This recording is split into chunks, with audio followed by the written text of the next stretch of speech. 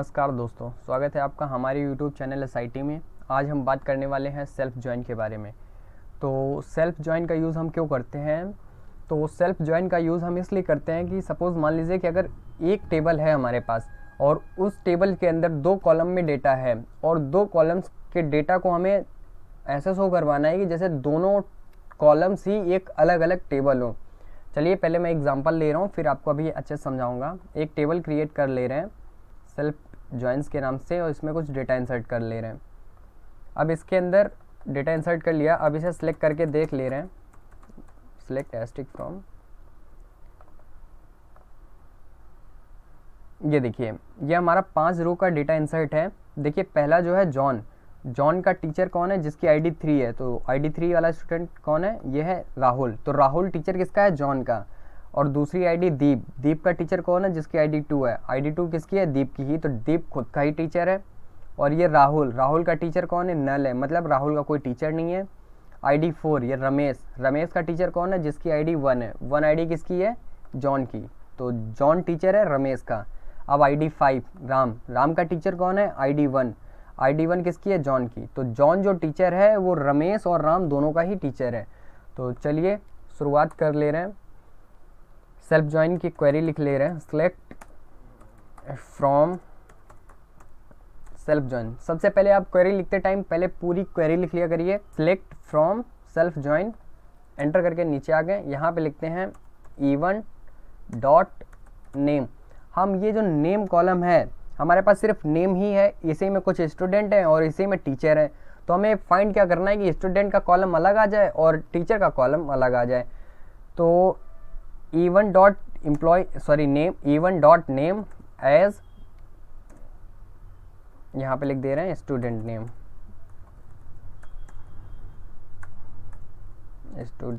Name comma E2 dot name, इसे कर दे रहे हैं हम टीचर नेम। यहाँ पे आगे एज लगाते हैं। एलाइज, इसके बारे में मैंने आपको पहले बताया हुआ है। ये इवन, पहले यहाँ पे इनर जॉइन यूज़ करेंगे। Inner join self join E2 on even dot teacher equal E2 dot ID, ठीक है। अब इसे सिलेक्ट करने के बाद एग्जीक्यूट कर ले रहे हैं। देखिए इनर जॉइन क्या करता है कि इनर जॉइन दोनों टेबल्स के अंदर जो कॉमन डेटा होता है सिर्फ वही लेके आता है। और इस टाइम हमारे पास दो टेबल कौन कौन सी है? पहली टेबल है E1 और दूसरी टेबल है E2। तो हमारी E1 लेफ्ट टेबल होगी, E2 जो होगी वो राइट टेबल होगी। ये एक ही टेबल को हमने दो अलग अलग पार्ट्स में डिवाइड किया हुआ है ताकि जो डेटा है हमारा एक ही कॉलम्स के अंदर, ये देखिए गलत हो गया, ये वाला, ये जो नेम है, ये नेम कॉलम्स के अंदर जितने रो में भी नेम है तो वो उसमें से कुछ टीचर हैं कुछ स्टूडेंट हैं। तो उनको स्टूडेंट को अलग फाइंड करके लेके आ रहे हैं हम और टीचर को अलग फाइंड करके लेके आ रहे हैं, इसलिए हमने सेल्फ जॉइन का यूज़ किया हुआ है। तो चलिए इनर जॉइन की बात हो गई, अब हम बात कर ले रहे हैं लेफ्ट जॉइन की। इसे सेलेक्ट करने के बाद एग्जीक्यूट कर ले रहे हैं। ये देखिए सबके टीचर आ चुके हैं। लेफ्ट जॉइन क्या करता है? लेफ्ट टेबल का डेटा पूरा लेके आता है और राइट टेबल का सिर्फ कॉमन डेटा लेके आता है। तो एक बार ये देखिए पूरी ओवरऑल डेटा टेबल और इसको भी दोनों को भी सिलेक्ट करके एग्जीक्यूट कर ले रहे हैं।